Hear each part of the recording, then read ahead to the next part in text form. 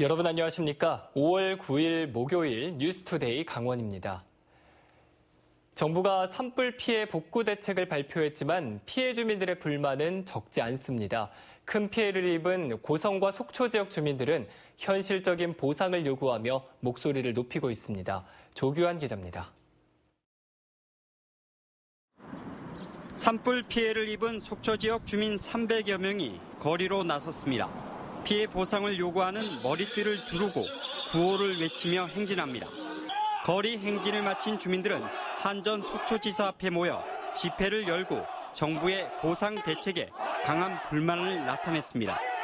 정부는 현실에 맞는 지원책을 즉각 발표하라! 발표하라! 발표하라! 발표하라! 정부가 발표한 1,800억 원에 달하는 피해 복구비는 대부분 공공시설에 투자된다며 제대로 된 보상을 요구했습니다. 또 중소상인을 위한 실질적인 대책이 기대에 못 미친다며 앞으로 강경한 투쟁을 예고했습니다. 저희들이 정부한테 요청하는 거는 아무것도 없습니다. 정말 바라는 것도 없습니다. 원상태로 그냥 돌려달라는 겁니다. 산불로 집과 사업장을 잃은 고성지역 주민 5명은 산불 원인을 제공한 것으로 지목된 한전을 경찰에 직접 고소했습니다. 산불의 책임이 한전에 있는 것이 분명한데도 책임 있는 행동에 나서지 않는다며 관련자 처벌을 요구했습니다. 한전에 책임이 있다는 게 방송에도 나오고 모든 주민들이 다 봤습니다. 전국 국민들이. 근데 거기에 대한 책임 있는 행동이 하나도 없습니다. 그래서 답답한 마음에 고성 속초 산불 피해와 관련해 피해 주민과 한전의 보상 협상은 이르면 이번 주 시작될 것으로 보이지만 그 과정은 험난할 것으로 예상됩니다. MBC 뉴스 조규환입니다. 지난달 발생한 산불로 고성 지역에서만 주택 470여 채가 피해를 입었습니다. 주택 피해 조사는 모두 끝이 났지만 피해 정도에 대한 판단을 놓고 논란이 끊이지 않고 있습니다. 보도에 이용철 기자입니다. 지난달 산불 피해를 입은 고성군 토성면 성천리의 한 주택입니다. 주택 앞쪽은 멀쩡해 보이지만 다른 외벽은 불에 그을리거나 타버렸습니다. 벽면 곳곳에 금이 생겨났고 일부 외벽은 튀어나온 곳도 있습니다. 이 주택은 피해 조사 과정에서 반 정도만 불에 탄 것으로 인정돼 3천만 원가량만 보상을 받게 됐습니다. 그러나 피해 주민은 이런 주택에서 살기 어렵다며 잘못된 조사 결과라고 주장합니다. 이런 쏘급이라도 있어야지 진택하는데 완전히 그냥 벽돌이니까 지택을 못한다 나는 이거지. 불을 먹은 벽돌은 지택을 못하거나. 그러니까 무너진다고 봐야지 이거. 같은 마을의 펜션 단지도 화마에 피해를 입었습니다. 철근 콘크리트로 단단하게 지어 건물 뼈대는 거의 그대로지만 외벽과 내장이 불에 그을리거나 탔습니다. 일부 펜션은 사용할 수 있을 정도지만 펜션 넉 동이 완전히 파손된 것으로 조사돼 한 동당 6천여만 원의 보상금이 지급될 예정입니다. 그러나 이 펜션에 사는 주민은 적은 보상비를 받고 건물을 철거하기보다는 깨끗이 보수해 사용하기를 바라고 있습니다. 그 보상금이 충분하다면 부시고 짓습니다. 하지만 그렇지 않은 경우이기 때문에 내가 대수원 공사를 하는 게 본인으로서 굉장한 이의라고 보는 거죠. 고성군은 현장에서 육안으로 피해 정도를 판단하다 보니 일부 민원이 생기고 있다며 해당 주택에 대해서는 재조사를 계획하고 있다고 밝혔습니다.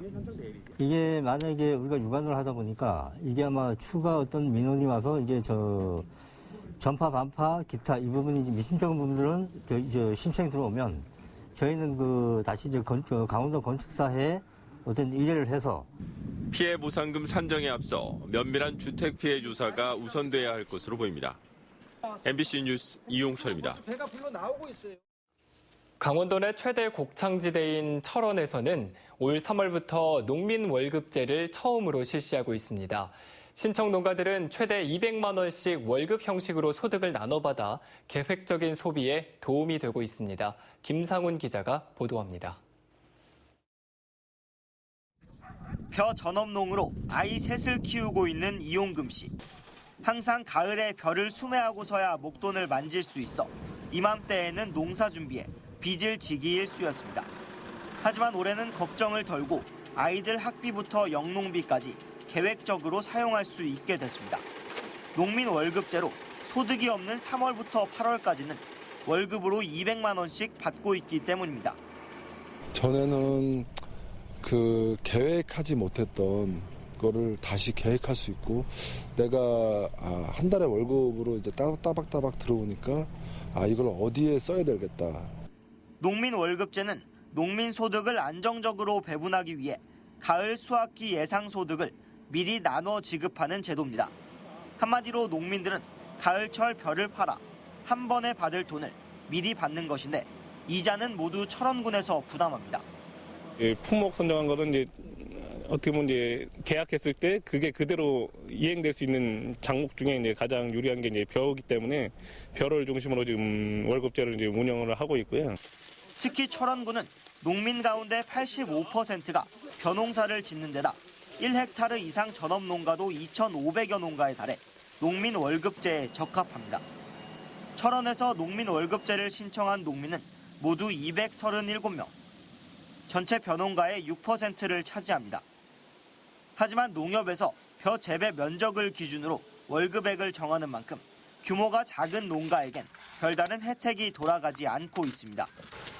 이 때문에 농민수당 등 소규모 농가에 대한 사업을 확대하면서 농민 월급제를 정착시켜 농민 생활 안정에 도움을 줘야 한다는 지적입니다. MBC 뉴스 김상훈입니다. 평창 동계올림픽을 앞두고 개설된 국도 범면에서 토사가 쏟아지고 낙석이 발생하고 있습니다.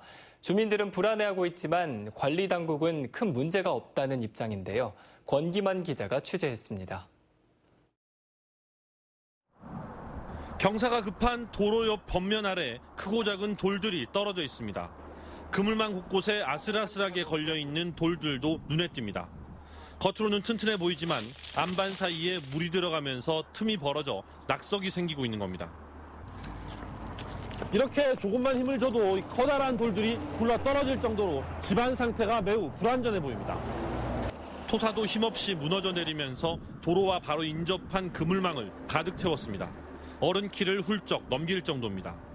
지지력을 높이기 위해 범면 깊이 박았던 철제 구조물도 앙상하게 드러났습니다. 장마철도 되기 전부터 곳곳에서 토사와 낙석이 쏟아지면서 인근 주민들의 불안감이 고조되고 있습니다. 비뿐만이 아니라 이제 강풍이 불 때도 위험하고 흙이 많이 이제 토사가 될 경우에는 좀 무너지죠. 그래서 저기를 좀 보강을 더 해주셨으면 좋겠어요. 이 구간은 사실 2015년 공사 당시에도 토사가 쏟아지면서 산사태에 대한 우려가 제기됐던 곳입니다. 토사가 뭐 몇백 톤, 몇천 톤도 밀려 내려올 수 있습니다. 그러면은 그 도로를 다니는 차들과 이 지역 주민들이 항상 밤이고 낮이고 농사 때문에 이용하고 있는데 진짜 무척 위험한. 절도 사면에 쓰는 그 기초공법, 그다음에 녹화공법이 있거든요. 그래서 그런 거를 사전에 적극적으로 시공을 하지 않으면 우기에는 붕괴될 위험성이 굉장히 높죠.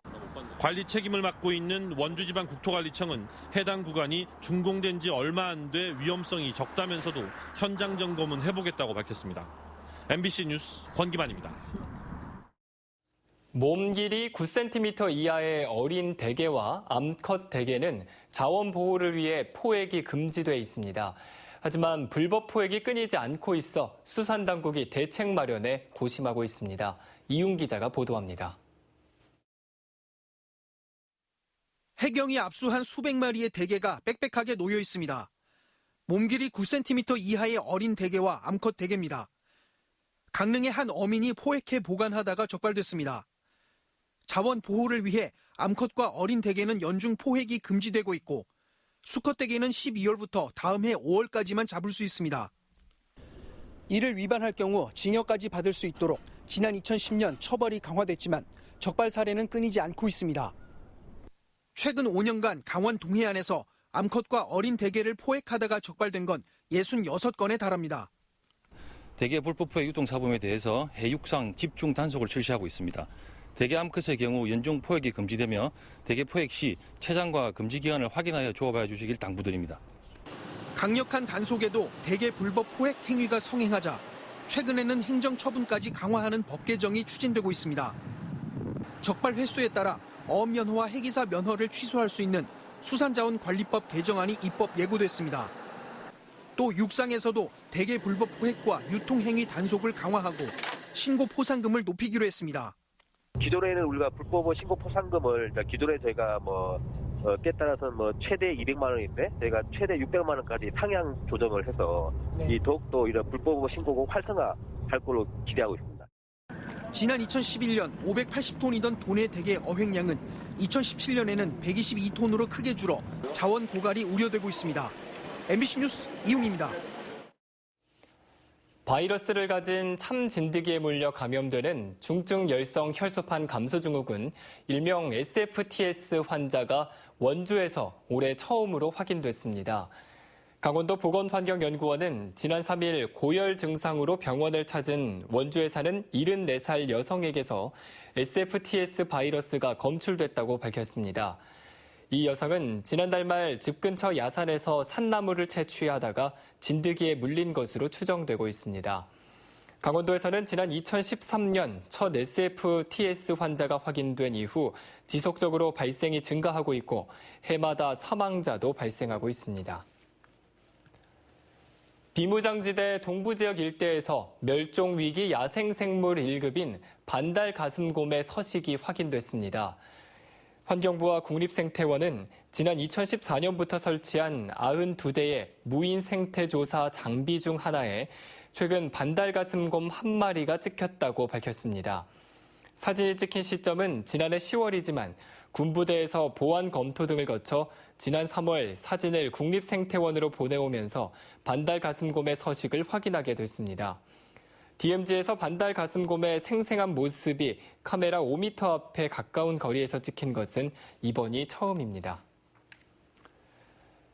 강원도가 정부에서 추진하는 수소 생산기지 구축 사업에 선정돼 자체 수소 생산이 가능해졌습니다.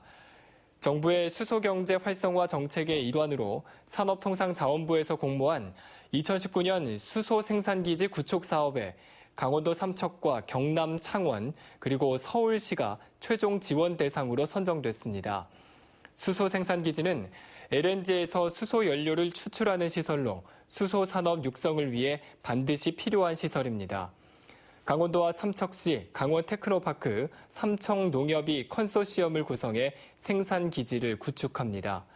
공모 선정으로 정부가 48억 5천만 원, 강원도와 삼척시는 10억 7,500만 원씩 모두 70억 원을 투자하게 됩니다.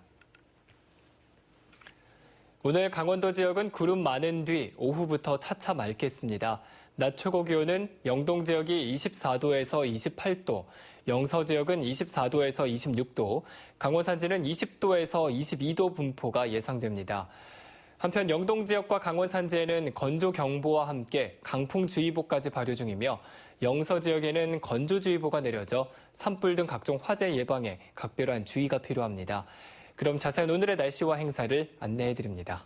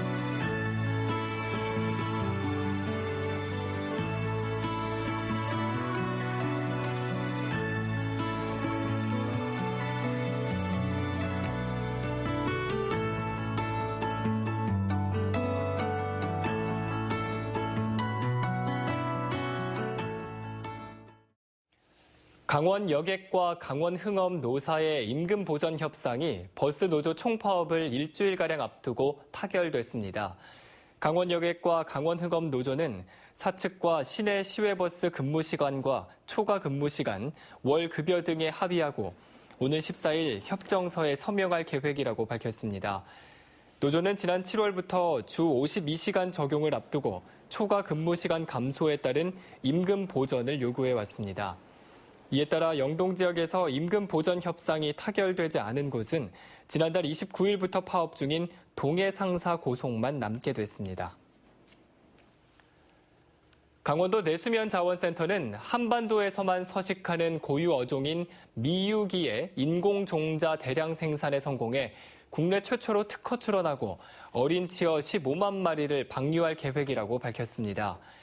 미유기는 메기과의 어류로 산메기나 깔딱메기로 알려져 있으며 크기는 15에서 25cm 정도로 메기에 비해 작지만 메기보다 영양가가 높고 맛이 뛰어나 구이나 탕으로 즐겨 먹던 내수면 대표 어종입니다.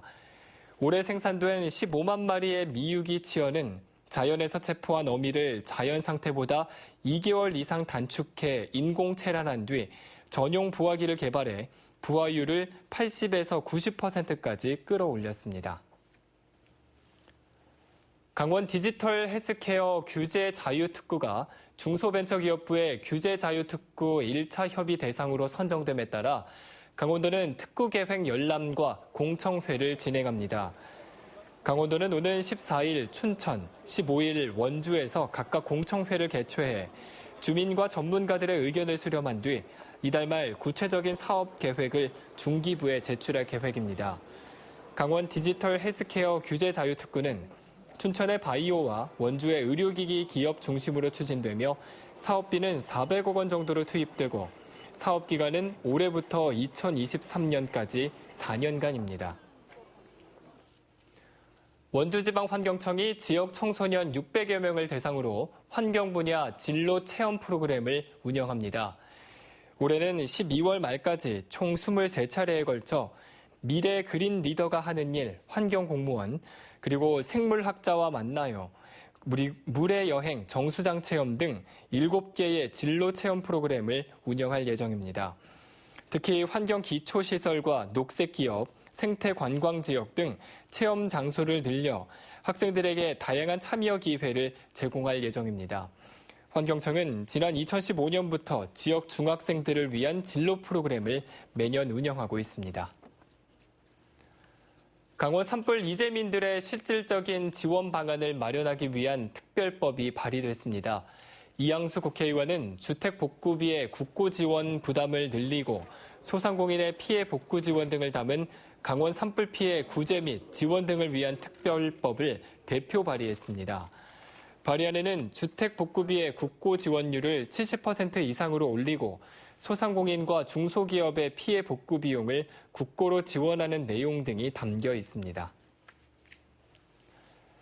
춘천시는 주민들 스스로 마을의 문제를 해결하는 2019년도 춘천시 마을 공동체 공모 사업을 시행합니다. 5인 이상 주민 모임이나 단체로 오는 20일부터 24일까지 신청을 받습니다. 공모 분야는 동네방네 공동체와 아파트 공동체이며 각각 25팀씩 모집해 200만 원씩을 지원합니다. 동네방네 공동체는 유휴지 활용 등 동네 문제를 주민 스스로 발굴 해결할 수 있도록 지원하는 사업입니다. 또 아파트 공동체는 아파트 관리비와 에너지를 절감할 수 있는 관리비 진단 사업과 층간소음 등 주민 갈등 해소 사업, 그리고 문화광자 등 주민 화합 사업, 또 생활 공유 사업 등이 해당됩니다. 도내 공립유치원 임용시험 경쟁률이 17대 1을 넘었습니다. 강원도 교육청에 따르면 올해 도내 공립유치원 임용시험에는 25명 모집에 442명이 접수해 17.6대 1의 경쟁률을 보였습니다. 이번 공립유치원 교사 추가 선발은 유치원 공공성 강화 방안의 하나로 국공립유치원 확충 계획에 따른 겁니다. 또 장애인 전용으로는 2명을 뽑을 예정이었지만 응시자는 1명도 없었습니다. 양구군이 군민 2만 3,300여 명의 안전을 보험으로 보장해주기 위해 군민안전보험 업체 선정에 나섰습니다. 이를 위해 양구군은 오는 14일까지 입찰 공고를 내고 계약 대상 업체를 선정해 주민등록을 양구해 둔 군민은 모두 자동으로 보험에 가입돼 일상생활에서 발생할 수 있는 14가지의 사고와 재난으로부터 생활 안정을 꾀할 수 있게 됩니다. 한편 양국은은 국민안전보험 사업을 위해 지난달 양국은 국민안전보험 가입 및 운영 조례를 제정한 바 있습니다. 이상으로 뉴스투데이 강원을 마칩니다. 고맙습니다.